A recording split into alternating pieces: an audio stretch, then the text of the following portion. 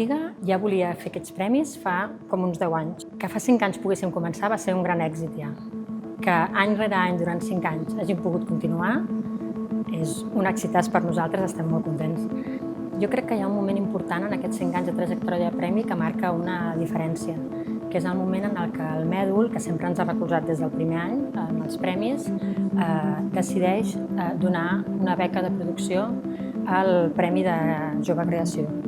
Em fa moltíssima il·lusió perquè això que et donguin una cosa en la que no t'has apuntat doncs no passa mai, no? Després va fer molta gràcia quan van trucar i també, clar, en aquell moment de la meva carrera com a artista emergent doncs passes molts dies, moltes hores apuntant-te a coses, escrivint propostes, no? Treballant, fent molta feina que després no tens cap resposta, no? I realment has de tirar endavant molta feina sense que ningú confirmi, no? que el que estàs fent funciona.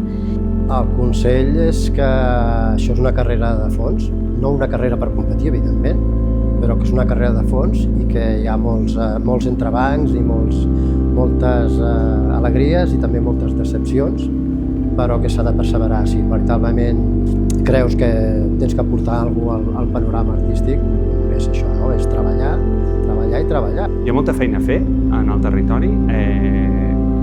Jo crec que una de les coses que passa molt a Catalunya, les coses estan molt centralitzades i gairebé podríem parlar no d'un context, no? Sinó de molts contexts que moltes vegades no estan ni connectades. No? I aquí al Camp de Tarragona passa això i un dels reptes és obrir-lo i d'alguna manera connectar-ho, no? Com obrir-ho a altres contextos i a altres llocs. I això seria una mica com un dels reptes principals. Quan jo vaig començar, pràcticament ho van fer tirant-nos una mica al ruedo, no?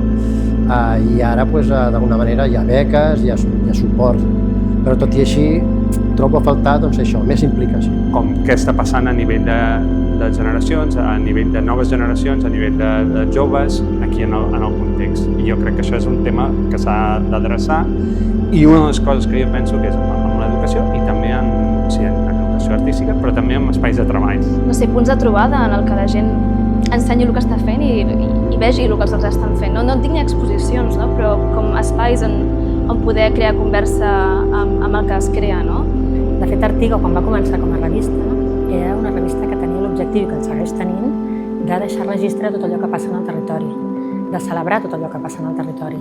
Els Premis Artiga són la celebració d'això que passa, però sobretot la celebració d'això que passa amb la seva gent. És una trobada de gent i és un reconeixement a aquelles persones que fan possible tot això que passa en el territori.